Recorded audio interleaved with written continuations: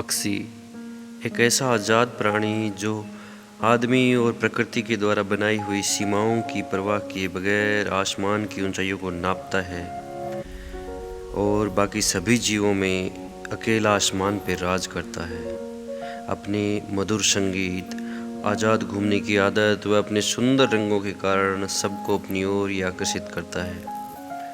अपने मधुर संगीत से मन मोह लेने वाली कोयल हो, चाहे किसानों का मित्र बाज हो, चाहे मरे हुए जीवों को खाकर हमारी रक्षा करने वाला गिद्ध हो, ये सभी पक्षी पारिस्थितिकी तंत्र में अपना अपना योगदान देते हैं और जीवन चलाने वाली चेन में एक कड़ी के रूप में अपनी भूमिका निभाते रहते हैं। पृथ्वी पर इकोसिस्टम को बनाए रखने के लिए व संतुलन के लिए सभी जीवों का होना जरूरी है, परंतु पृथ्वी का एक ऐसा प्राणी है जिसने अपने दिमाग का इतना ज़्यादा विकास कर लिया है कि वह सभी जीवों पर और इस धरती पर एक बोझ बन रहा है और सभी जीवों के अस्तित्व के लिए खतरा बन रहा है। नमस्कार, ये वीडियो मैं एक ऐसी अप्रिय घटना का बना रहा हूँ जिसमें हम लोग कुछ दिन पहले एक दोस्त के खेत के ऊपर औषधीय पौधों को देखने के लिए घूमने के लिए गए थे। यहाँ घूमते हुए हमें हमारे आसपास उड़ता हुआ एक बगुला दिखा। ये बगुला थोड़ी थोड़ी देर में उड़कर वापस बैठ रहा था और फिर बैठने के बाद वह उड़ नहीं पाया और छटपटा रहा था। हमने उसके पास जाकर देखना चाहा।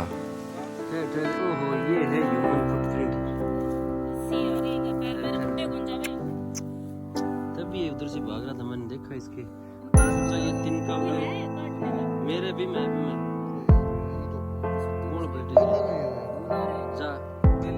नज़दीक जाके देखने पर हमें पता चला ये मासूम जीव प्लास्टिक के धागों में फंसा हुआ है और गौर से देखने पर हमें पता चल रहा है कि ये काफ़ी लंबे समय से इसके पैरों के अंदर ये प्लास्टिक का धागा फंसा हुआ है। लंबे समय से फंसे रहने के कारण इसके पैर जख्मी लग रहे हैं और धागा भी बार बार खून निकलने के कारण लाल हो चुका है। दोनों पैर आपस में जुड़े हुए हैं और इसके साथ एक ये येलो कलर की स्टिक भी लटक रही है। हम इस मासूम जीव को बचाने की कोशिश करते हैं। इसके धागों को काटने के लिए कोई तीखे औजार की ज़रूरत है और मैं मेरे पास किट में कुछ छोटे बड़े टूल रखता हूँ। उनमें एक मल्टी फंक्शनल की चेन है, उसका चाकू शायद काम में आ जाए। ये काफ़ी बुरी तरह से इन धागों में एंटेंगल्ड है और ये धागा भी काफ़ी मजबूत दिख रहा है। ये शायद फिशिंग नेट का धागा है। ये मासूम पक्षी कहीं पर बैठा है और इसके धागों के अंदर फंस गया है। पूरी तरह से पैर इसका दोनों हाथ लगा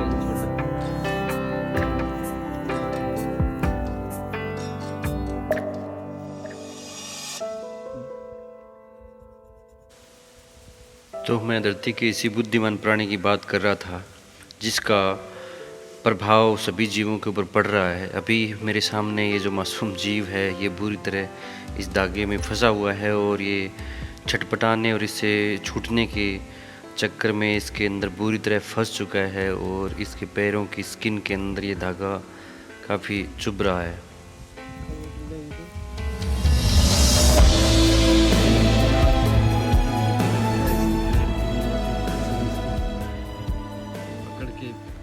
अब हम इस चीज़ पर नज़र डालते हैं कि पक्षी किस तरह हमारे इकोसिस्टम में एक कड़ी का काम करते हैं। इस पृथ्वी पर लगभग 10,500 टाइप के पक्षियों की प्रजाति अब तक काउंटेड है और इनमें 2100 के लगभग सब स्पीशीज़ भी हैं। पक्षी किस तरह हमारे इकोसिस्टम को या हमें प्रभावित करते हैं या हमारे लिए किस तरह लाभदायक है, उनको हम समझने की कोशिश करते हैं। पक्षियों का होना हमारी पर्यावरण की हेल्थ के बारे में बताता है, अर्थात जिस स्थान पर जितने ज़्यादा बर्ड्स होते हैं उस स्थान का इकोसिस्टम उतना ही ज़्यादा नेचुरली हेल्दी होता है, मतलब जहाँ पर पेड़ पौधे, वनस्पतियों के वेरिएशन और जहाँ का आबो हवा अच्छी है वहाँ पर पक्षी ज़्यादा होंगे। मतलब एक स्वस्थ इकोसिस्टम की निशानी है। दूसरा इसमें इनका लाभ ये है कि ये कीटों पर नियंत्रण करने में बहुत लाभदायक होते हैं। पक्षी हमारी अगर मोटा मोटी आंकड़ों को हम देखें तो 400 से 500 मिलियन टन नुकसानदायक कीड़ों को हर साल खाकर उनकी संख्या को नियंत्रित करते हैं। ये बहुत बड़ी संख्या है, क्योंकि अगर ये कीट पतंगे अपनी नेचुरल ग्रोथ के अंदर ऐसे बढ़ते रहे और इनके ऊपर चेक नहीं लगे, बैलेंस नहीं हो, अगर पक्षी इनको खाकर नष्ट नहीं करें तो इनकी संख्या बहुत ज़्यादा हो जाएगी और ये फसलों और हर तरीके के लिए, इन्वायरमेंट के लिए नुकसानदायक होंगे। अगला, पक्षी ऐसी बहुत सारी हमारी फसलें और पौधे हैं जिनके पॉलिनेशन प्रोसेस के लिए सिर्फ पक्षी ही जिम्मेदार होते हैं। बाकी अन्य जीव उनका पॉलिनेशन नहीं कर पाते हैं। इसके अलावा हम लोग जानते हैं कि गिद्ध, जिसकी प्रजाति बहुत कम रह गई है वर्तमान में, वो मरे हुए जानवरों को खाकर हमें बीमारियों से बचाता रहा है।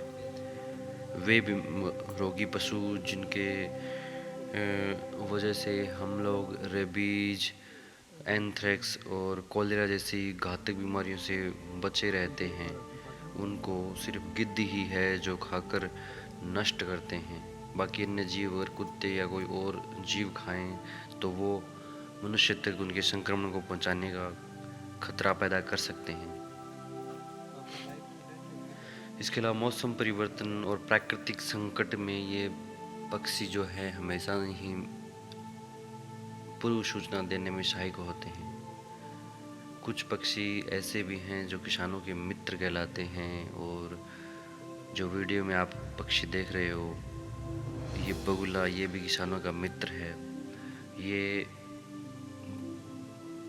कीट पतंगों को और फसलों के लिए नुकसानदायक कीड़ों को खाता रहता है। इसको किसानों का मित्र कहते हैं। हमारी संस्कृति हमेशा से ही सभी जीवों को संरक्षण देने वाली रही है। उसमें चाहे ये सुंदर पक्षी हों या पेड़ पौधे हों या नदियाँ हों या अन्य जीव जंतु हों, हमारे संस्कृति में, हमारे धर्मों में इनके संरक्षण के अलग अलग तरीक़ों से, इनकी रक्षा के अलग अलग तरीक़ों से हम लोग इनके साथ जीते आए हैं। जैसे बचपन में हम लोग देखते थे कि माँ जब चूल्हे पर रोटी रखती थी तो सबसे पहले एक छोटी रोटी, एक टिकिया पक्षियों के लिए बनाती थी और उसके टुकड़े करके पक्षियों को डालती थी। परंतु आज ये कल्चर मैं बहुत कम घरों में देखता हूँ। ताप तो पड़ेगा, लेकिन दर्द तो होगा कोई एक बार पर इलाज हुई है और कोई इलाज हुई नहीं।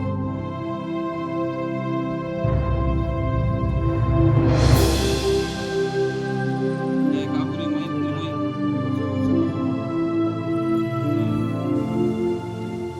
अगर हम इंडिया के कंटेक्स्ट में अगर बात करें, हम अपने देश के संदर्भ में अगर बात करें तो 17 फरवरी 2020 को एक रिपोर्ट पब्लिश हुई है जिसका नाम है states of India's birds, Bharat में पक्षियों की स्थिति।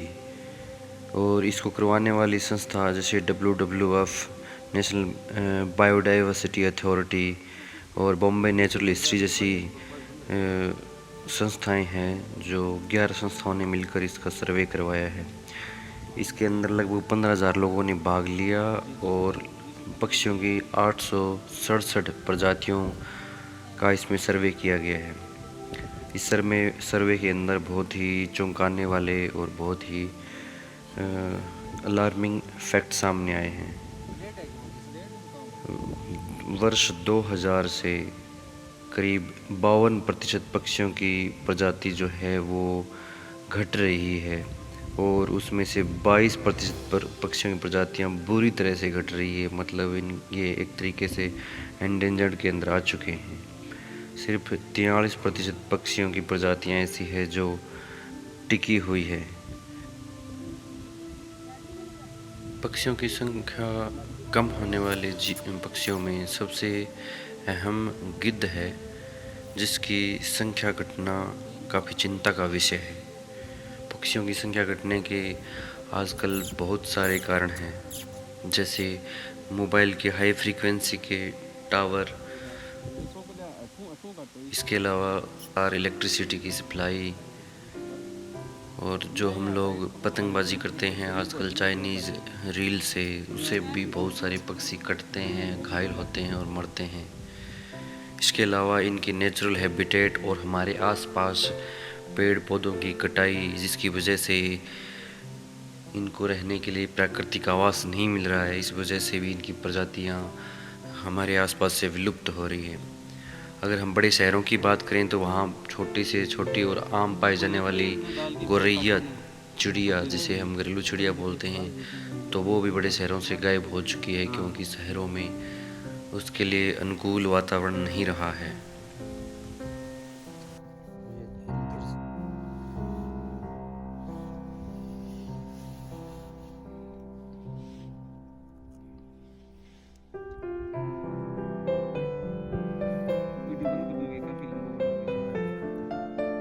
इसके काट दिए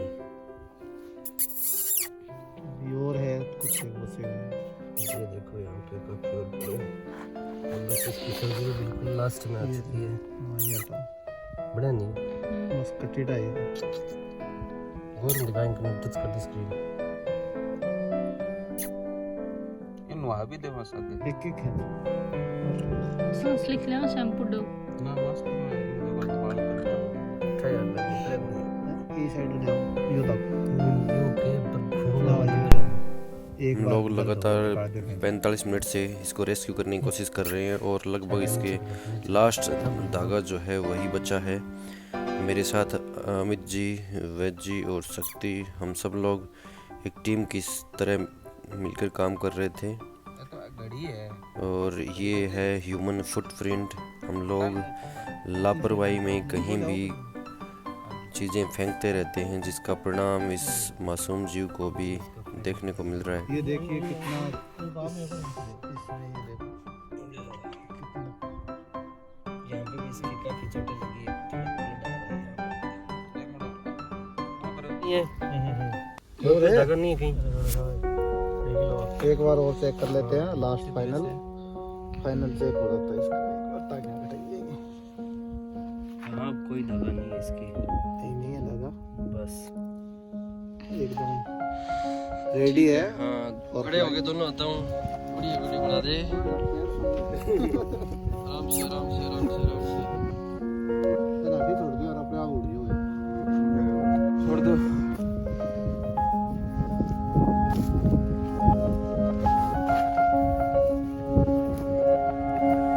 You are free now.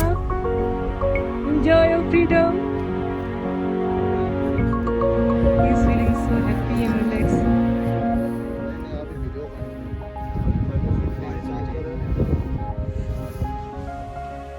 अंत में मैं यही कहना चाहूँगा Bye. कि प्रकृति के सभी जीव इस इकोलॉजी को चलाए रखने के लिए ज़रूरी हैं। जैसे चेन एक एक कड़ी से मिलकर बनती है, उसी तरह इकोलॉजी भी, इकोसिस्टम जो है, हमारा पर्यावरण जो है, वो भी सभी जीवों की वजह से ही संभव है। आदमी की बुद्धि का तो विकास हो गया है, परंतु मैं यहाँ पर ये भी ऐड करना चाहूँगा कि आदमी की बुद्धि बहुत ही नैरो माइंडेड रह गई है, बहुत ही नैरो रह गई है। आदमी को ये लगता है कि इस धरती के ऊपर रहने का हक सिर्फ मुझे है और मैं बाकी सभी जीवों को इस धरती से ख़त्म कर दूँगा तो मेरा अकेले का अस्तित्व है ज़्यादा अच्छा रहेगा। परंतु ये बात बिल्कुल उल्टी है। बाकी जीवों को या प्रकृति को जैसे जैसे नुकसान पहुँचा रहा है, वैसे वैसे वो खुद भी अपनी मौत की तरफ जा रहा है। जा सिमरन जा, जी ले अपनी।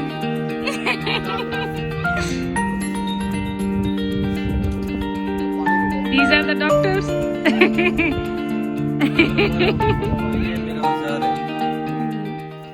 जो मैं ट्रेकिंग के दौरान चाकू की और कई मल्टी फंक्शन होने की वजह से इसको लाया था, पर आज Today इसका it's सदुपयोग used the most, the best use.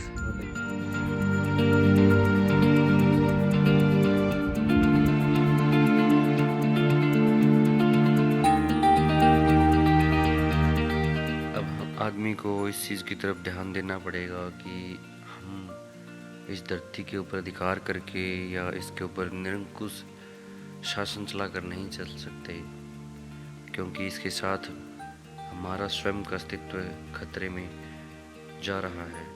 अब हमें प्रकृति के ऊपर, पर्यावरण के ऊपर आधिपत्य छोड़कर प्रकृति के सभी जीवों के साथ एक पार्टनर की तरह जीना सीखना पड़ेगा।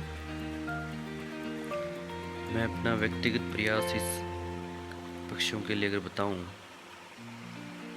तो मैं हमेशा कोशिश करता हूं कि जहां पर भी मैं हूं वहां पर पक्षियों और एनवायरनमेंट के लिए मैं सस्टेनिंग तरीके से जीऊं या रहूं। मेरे घर पे 100 से ऊपर छोटे बड़े पेड़ पौधे हैं।